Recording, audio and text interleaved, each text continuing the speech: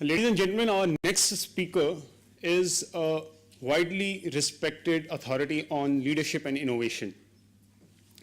She has been listed frequently among the top thinkers by Thinkers 50, and she is well known in LBS for her popular course for the top executives called Leading Businesses into the Future. She will be sharing her predictions for the future business leaders today here. Please join me in joining hands for Ms. Tammy Erickson.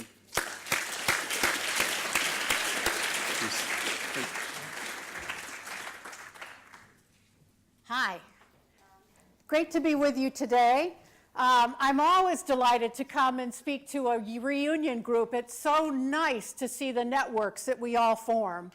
And particularly Sloan feels like a family to me because it reminds me of my own. My daughter is a very proud graduate of Stanford. My husband is a loyal MIT grad. And, and of course, for the last 5 years, I've loved being part of London Business School. As was said, I came here because of the idea that leadership was changing, that we needed courses that taught us different things, not that the old things were bad, but that there was more to being a leader, that it was different. And so I've been very privileged to design and direct open programs for senior executives on kind of the new forms of leadership. Part of my work involves looking back in history. So I do a lot of looking at how leaders have succeeded over time, going back even 300 years to the traders and the craftspeople and so forth. And I've come to a couple of conclusions. One is, if anyone says to you, we live in a time of unprecedented change, it's ridiculous. That's a ridiculous statement, because I can show you points in history when entire industries have been wiped out in a decade. Now, I'm sure those people felt they lived in quite a time of change. So, yes, we have a lot of change. But the other lesson we can draw from history is that the people who've succeeded haven't doubled down on the old way of doing it. They've invented something new. And that, to me, is the challenge of today. We have an opportunity to decide how can we best lead in this, whether you call it digital world or I'm going to call it world of intelligence. But what are the right forms of leadership? And I can guarantee you it's not doubling down on things we've done in the past. It will be about inventing something new. So when I'm teaching, you can probably imagine that I use a little bit of a more Socratic approach of talking about some of the things that are happening in the world and working together with people to explore ideas about what might be possible, what might be appropriate. Today I really can't do that, so instead I'm going to reverse. I hope you'll excuse me. I'm going to give you 10 ideas of things I believe will be different in the future. And I'll tell you a little bit about how I got there and how the classes that I've worked with have gotten there. And I'll be happy to talk more if you'd like to know more detail. So there obviously are a lot of things happening. So we can come at it from directions of technology and demographics and regulations and competition and so forth. The question, though, becomes, how will companies respond? What can you do as a leader to make sure that when your kids tell their kids about the great companies of the early 2000s, that they name your company as one of them? That you become an icon of this century, just as, let's say, Ford might have been of the early 1900s, or General Electric, or any of the great companies that mastered the industrial era. How will your company stand out today? So, here's my first idea. You will stand out if you're able to differentiate based on intelligence. You're not going to stand out if your idea about differentiation has to do with cost, quantity, and consistency. Those things may still be important, but basically they were mastered in the last century. So if you want to differentiate, forget differentiating on those bounds. You have to differentiate on intelligence. And in that, I include all these different kinds of things. It's about innovation, combining knowledge in interesting and new ways. It's about curating, collecting together bits of data in ways that create value. It's about collaborating, figuring out what would be valuable to someone else, customizing through insightful relationships, sensing, detecting trends, and learning, embedding things into your organization. If you want to stand out, your organization will be good at that. So my first prediction is that the highest value added activities will be those that will be non-standardizable, because none of these are, and associated with mobilizing intelligence. Now, a quick bit on the why. Well, fundamentally because we're shifting again, as we have so many times in the past, about what the big question is. And again, when I've looked at history, what I've found is that great leaders have a laser focused on the biggest question of the time.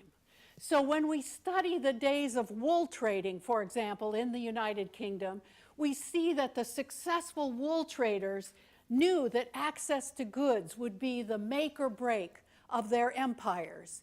And they, in fact, invented the first signs of futures trading. They began to pay for wool in advance. A new business practice brought about to respond to the big question that was present in that day. When we look at the early craft guilds, let's say the silk weavers of Spitalfields, we see that it was about quality, but also flexibility, because they were serving a very small and fickle market. And the ones that succeeded were good at paying for task output, paying for quality based on output, and having contingent arrangements that gave them that requisite flexibility. When we look at scale apprenticeship, let's say the Wedgwoods of the world, as they began to build factories to make their wonderful goods, we see that it becomes around access to talented labor. And so we see the first company towns being developed. Stoke-on-Trent for Wedgwood, investing in the kinds of infrastructure needed to keep people present and to train generation after generation of successful artisans for the business. In the industrial era, things change again very radically. The relationship with those who work changes as work is standardized and simplified to a point that, frankly, I don't care about how motivated people might be. It's easy for me to replace a single individual. The process is the king. And backward integration becomes important as I control all of the pieces that are coming together. Okay, so we're in a new era now, and I'm arguing it's one about intelligence. And just as Julian alluded to, I think one of the key issues will be the way that you're able to harness and encourage discretionary effort. Almost everything associated with mobilizing intelligence is not something you can force me to do. It's something I have to choose to do. And so leadership around mobilizing discretionary effort and developing a cadre of people who care about your business and are willing to think and go that extra mile becomes essential.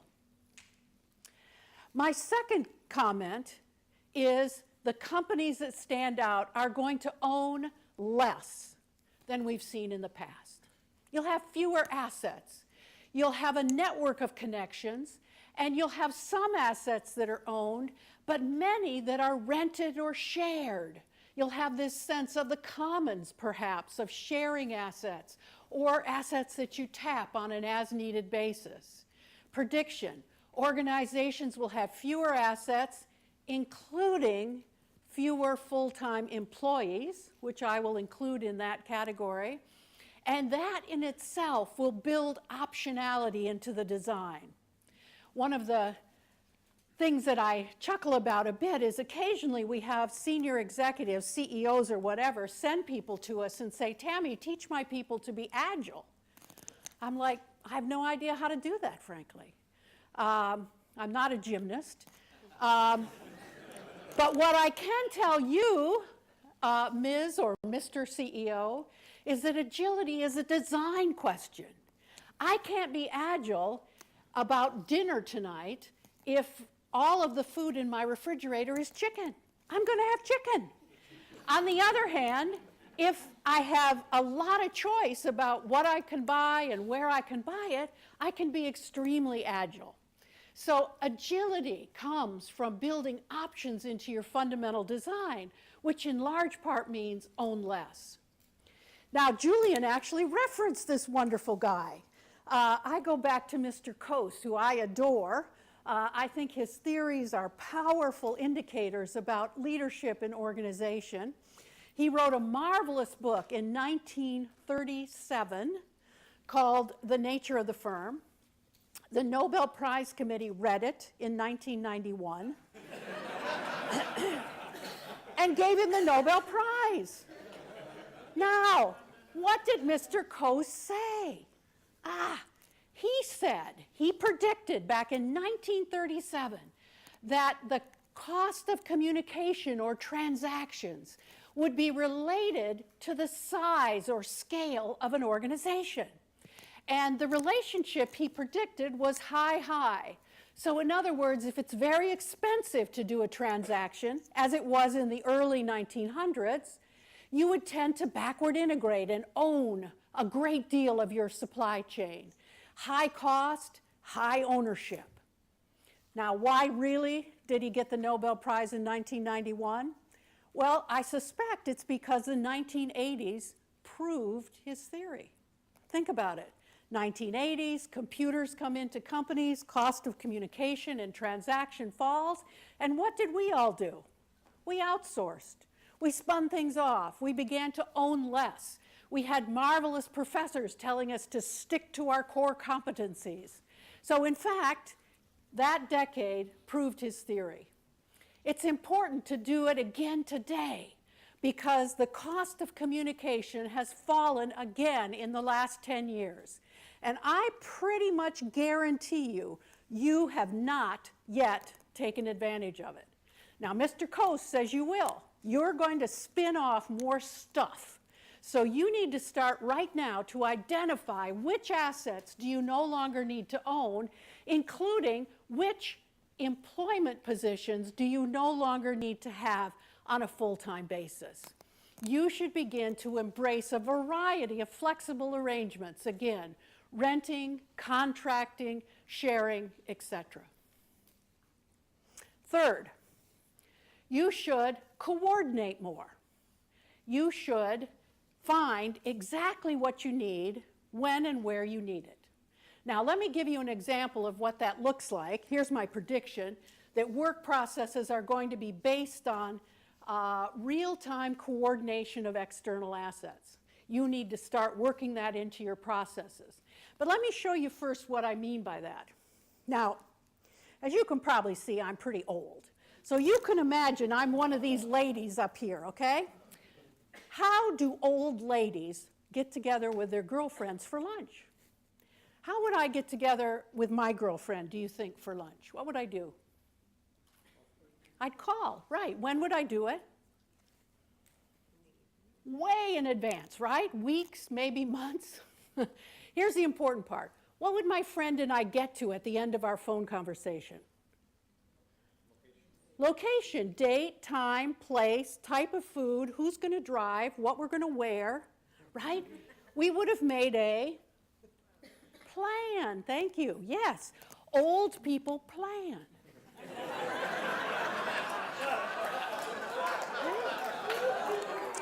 So, if you're a planner, you are old. Now, let's contrast this with this young lady. How would she get together with a girlfriend for lunch? She'd use WhatsApp or some other kind of digital technology, right? When would she do it? My research would say she's going to do it when she feels hunger pains. So you remember the studies that Pavlov did about dogs? He found dogs drool when they're hungry. Well, my research would say young people text when they're hungry. Texting is the Pavlovian response to hunger exhibited by young people. Now here's the key. What's in the text? What does she put in her text? Location. Bingo. Exactly. Brilliant. It's location. She says her location, right? Her friend communicates a location, and they then begin a process kind of like ships using radar until they home in somewhere. They never, during that, plan. They never in the course of that say, let's meet at Joe's at 8 o'clock. They say, I'm here, I'm going here. They coordinate. That's a good example of the kind of process you need to begin to embed in your business models. And of course, the classic example of that today is Uber. Think about ordering an Uber car. You give them your location, they give you their location, you watch on your screen while those little cars come together. That's exactly what you need to start doing. Now, not everywhere. I got it. So there are some advantages, certainly, of owning and planning, and you should figure out what aspects of your business require them. They will include things like scarce resources, where you want to absolutely ensure you have access to it. They might include strategic resources, where you want to make sure your competitors do not have access to it. They might include areas where certainty or stability are very important. And just to show that London Business School professors do work together, notice my last point, which is almost identical to Julian's points about what humans will do in the world of AI. It will be about relationships and tacit knowledge or judgment. So in those areas, you will probably want to plan and own. On the other hand, if the resources are fungible, like perhaps car drivers, particularly if your demand fluctuates, you should own it, or you should rent it or coordinate it. If it's highly specialized and you only need it once in a while, but you want the best when that time comes up, you should rent it or coordinate it. Where optionality is important, where you don't know what the future holds. It might be this, it might be that, you might need this. Don't own it. Rent, coordinate in areas where optionality is important. And in resources that excel in expertise-based things, sharing, creating, organizing, assessing, rent them, coordinate them.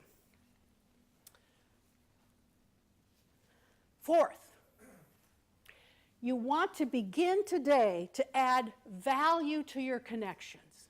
I'm sure you've gotten by now that connections are important. If you're going to own less, you're going to have to connect more. But don't just connect, add value to the connections.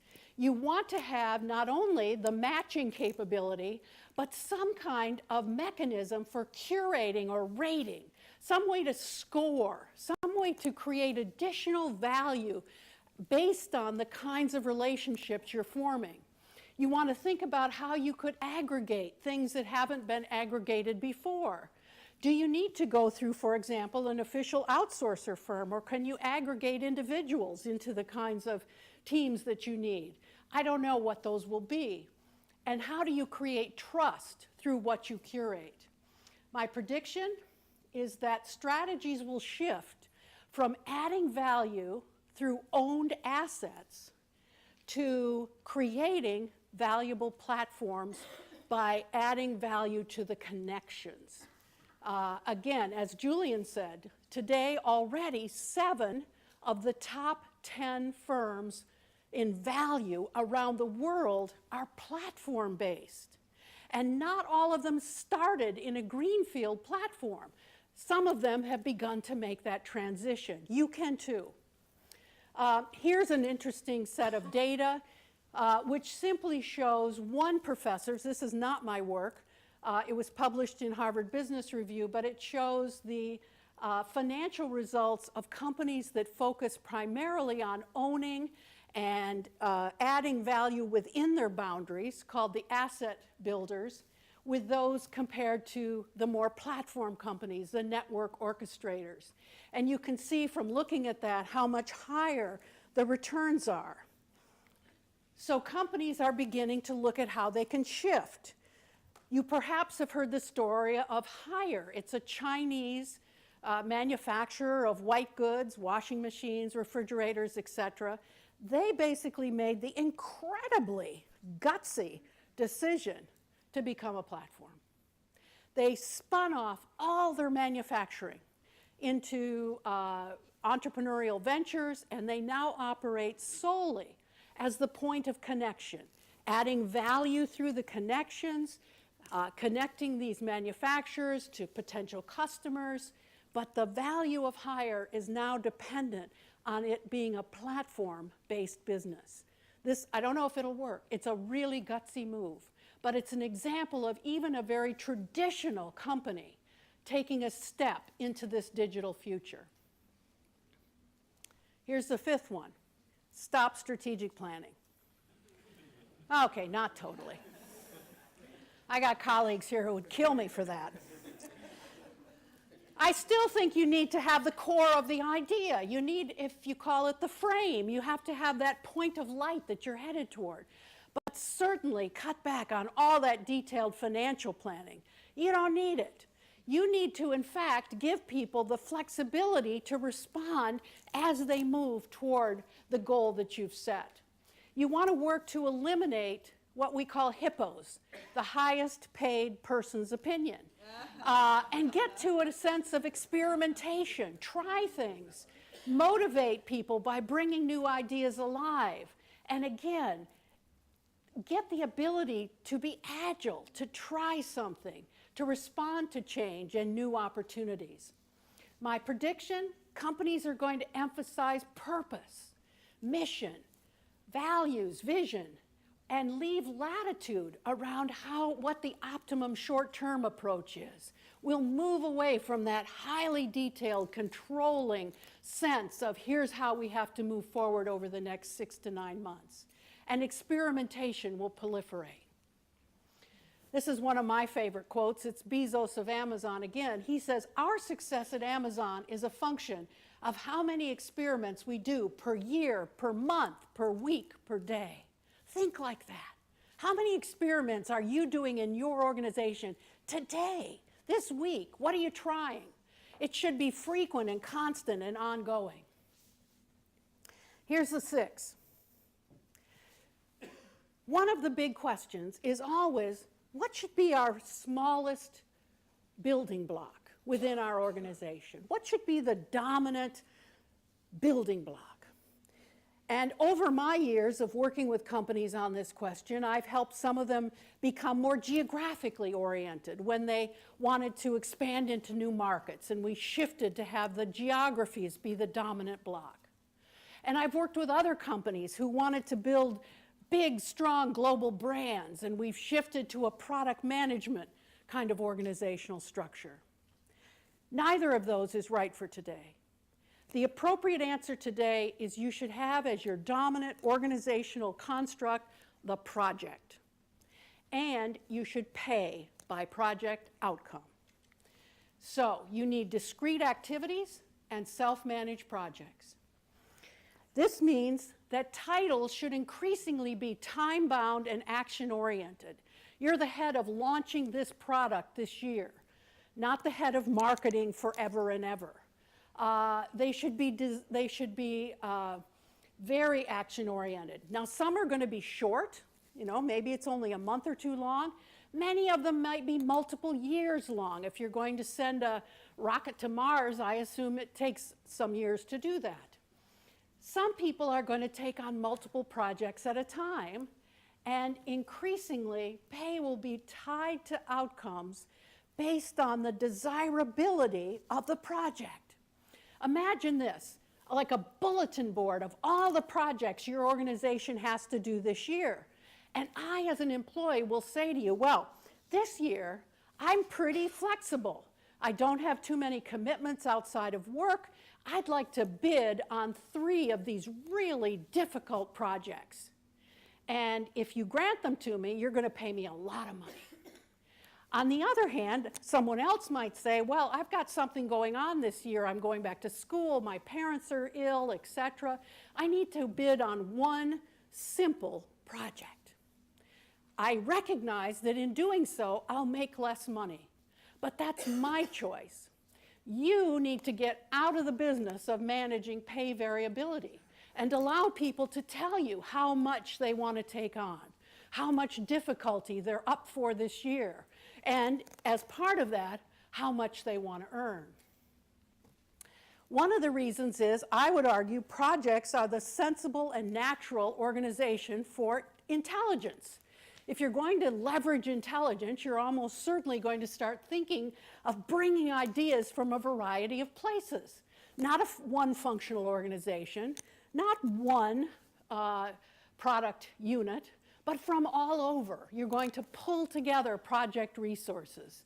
And so organizations by function or geography were great for an industrial era, perfect, brilliant, but they're not right for today. And roles that are tied to running those functions or geographies were sensible in an industrial era, but don't do the trick today. One other thing, some of you may have heard me talk about generational differences. I do a fair amount of work on that in the past. And I would add, just with that theme in mind, that I believe projects will solve some of the human issues that we face in organizations. Right now, it's impossible to use older individuals in most organizational constructs. We've got a pool, a growing pool of talented, capable 70-year-olds, even 80-year-olds, and yet we don't have roles for them in most organizations. They don't want a 60-hour-a-week job running your manufacturing department. But if it's a project, one they could take on and contribute to, add value on a more cyclic basis, that would be attractive. We don't have enough challenge and variety to keep our young people engaged. They want to do work that's meaningful and important today. And you say to them, well, do this boring job for the next 5 years and maybe you'll get a promotion. They don't want that. Give them a project, give them lots of projects, and let them have that challenge and variety that comes from it. And of course, a lot of people, for different reasons, want more flexibility. Another reason that I'm in favor of this is that I would argue with intelligence work, often the only time you can really tell if I did a good job is at the end, when you can feel the cloth. You know the saying, feel of the cloth? When you can feel the cloth, you can tell whether the innovation is good, the collaboration was valuable, etc. Because most of the work that will really add value to your business today cannot be standardized, and it can't be judged the way industrial work has been judged, which is largely conformity to a process. And quality can only be judged upon completion and typically is not related to the hours spent. You shouldn't care how many hours it takes me to write a book. What you should care about is the quality of the book. You shouldn't care how many hours it took me to put together a lecture. You care about the value of the lecture. Judging quality in intelligence work comes when it's delivered, not during the development process. 7, you should behave like a talent agency. You and your organizations today need to think like a talent agency. So my prediction is, yes, we're going to have a lot more contingent work. The idea of full-time employment will become more rare, and more people will operate on a contract basis, and organizations are going to tap individuals through a whole variety of arrangements, through one-time deals, ongoing part-time, a whole variety of different ways. Your job is to be that talent agency. So any of you who work with or are part of a human resource function have got to completely shift your mindset. Your job is not to take care of the current employee population. It's to put together, if you will, a database of a future network. You should begin today to cultivate this community of people who will be available to your organization on an as-needed basis. Think about the kinds of experts you might need or the kind of fungible resources you might benefit from, and begin to develop relationships with them now. An agency approach also serves one of my other great loves, which is I believe diversity of thought is at the heart of innovation. And bringing in people from outside, while you don't want to do that 100%, I'm not saying get rid of all full-time employees, but having a mechanism where you're bringing in new people from the outside with fresh ideas and new thinking is one way to help stimulate consistent innovation within an organization. It's at the heart. 8, you should promise asset appreciation. And my bottom line on this, my shorthand is, you should issue badges. In other words, if I come to work with you, you should be able to tell me that in 2 years I will have gained this skill, which will be worth this much more on the open market. You should be talking to me about how my asset, my value will grow from being part of your organization. And perhaps around a specific skill that you can say, here's your badge. And the reason I choose that word is because you have to let me make it public. I want to put it on my LinkedIn. I want to post it on Facebook that I've now achieved this level of competency within your organization. My prediction, companies will compete for talent based on the badges you can offer, your credentials with commercial value. Now, why? Because one of the other interesting things I find when I look at the generations is that language shifts in its meaning across time. So security is a word that we all want. Everybody would say, yeah, I want security. But if you talk to someone in their 60s about security, they're likely to talk about lifetime employment or pensions or kind of a continuous relationship with an institution. If I talk with a 20-year-old about a pension and a continuous relationship with an institution, they think I'm insane. That's not what they think of as security. Security to them is qualifications. It's their own capability and the network they form. And so giving them that sense of security, that you've learned a lot, you have skills, you have networks, is where companies need to focus. So compete for talent on the basis of what they will learn when they're with you. Be known as the best source of talent in a certain area. Develop, if you have people in your industry, you may want to develop industry standards for what a certain level of competency would look like. Develop a platform within your organization for rating and curating how good people are at different things. And think about a rapid ROI. I suggest kind of 2 years. You should be able to invest in someone and get an adequate payback in 2 years. And don't overinvest, but make sure they've learned something that will add value in that time. If you want them to stay for 30 years, you should have 15 of those 2-year increments. I might stay 30 years if I feel I'm always learning. But the minute you say to me, okay, Tammy, your development budget is exhausted, now just do what you're doing. I'm out of here. I'm not staying if I'm not continuing to learn. Number 9, you've got to be as unique and differentiating to your employees and those who choose to work with you as you are to customers. And it's got to come down not just to what you say, but how you actually deliver the experience. One of my favorite things when I walk into an organization is if a senior person says to me, not everyone would want to work here. I love that. Because that says to me a couple of things. One, the person knows what kind of person does want to work here and is confident that it's okay it's not everybody. I don't want you to try to target everybody. I want you to be really great for the people who choose to work there. My prediction, companies will increasingly convey the uniqueness of their work environment. They'll differentiate, have a meaningful brand that will extend beyond episodes of work. I hope you can see this becomes more important as we move toward this talent agency idea.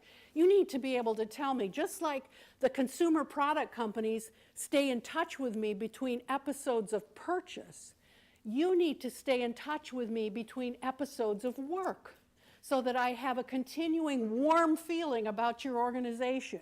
And the minute you text me to come on in, I'm eager to do so. And the best way to do that is by answering questions of why. You've probably all read the research, the neuroscience, which says that what and how words are great. They tell you a lot of factual information. But what really grabs people is the why. And so be really strong in your companies on the why. Here's what Disney says. I won't even read the mission and vision. As you can see, it's a long list of words that describe kind of what they're doing at some kind of more tactical level. But their purpose is to create happiness for others. That's a why. You need to have that level in your organization. And then you need to translate it into feelings. I always challenge my students to throw away their written purpose or mission or vision. Throw it away. And invite me into your organization to talk to people who've been there 6 months. And let me see if they can tell me what your purpose is. If they haven't felt it, if it's not coming out of their pores after 6 months, I don't care what you have written on that paper, it's worthless. You've got to make people feel it through the way you design unique experiences, the way you attract people who just love what's unique about you, and the way you excel in specific areas that align with your purpose and values. Meaning is the new money. So think about meaning and bring that to the table. And finally, let me get to leadership. So I said I think leadership is different.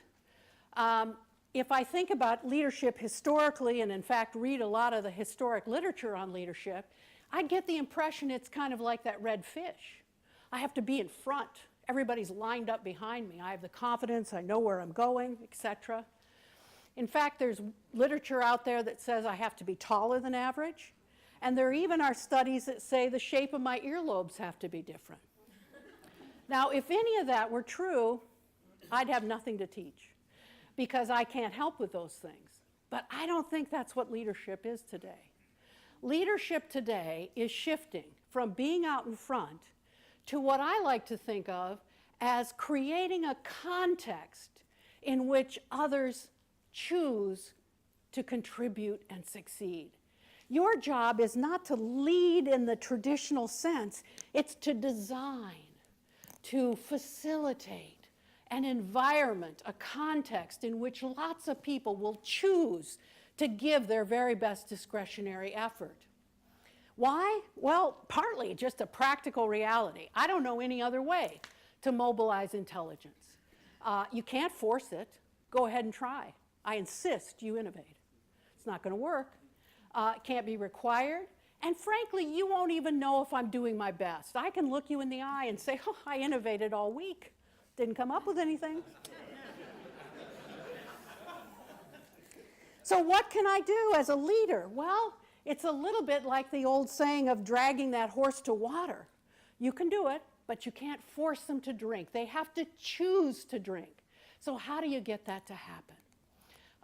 It's about encouraging people to care, to think, to invest discretionary effort. That's what you have to internalize as a leader today. It's out of your control except for the way you shape the environment. Now, Jillian said she thinks about motivating people, and I do agree with what she's saying, although I'm going to urge you to take it just a tad further.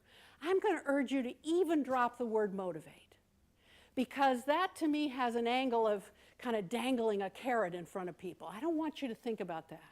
I want you to think about creating an environment where talented people choose to work. That's your job as a leader. That's what leadership is about. And that has 4 key roles. These are the 4 roles that I teach in the programs about today's leadership. I think leaders have to be disruptive.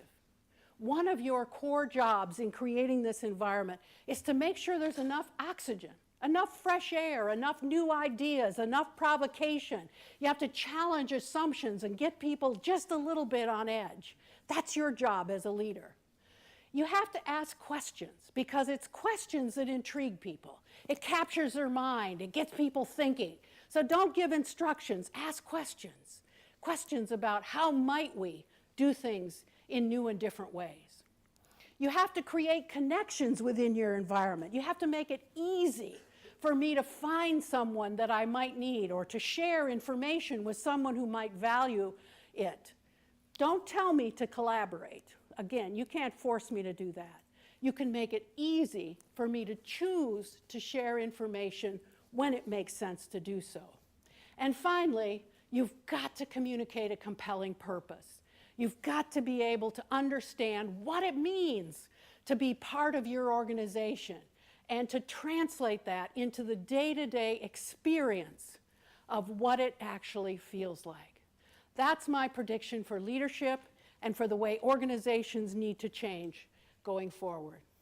Thank you very much.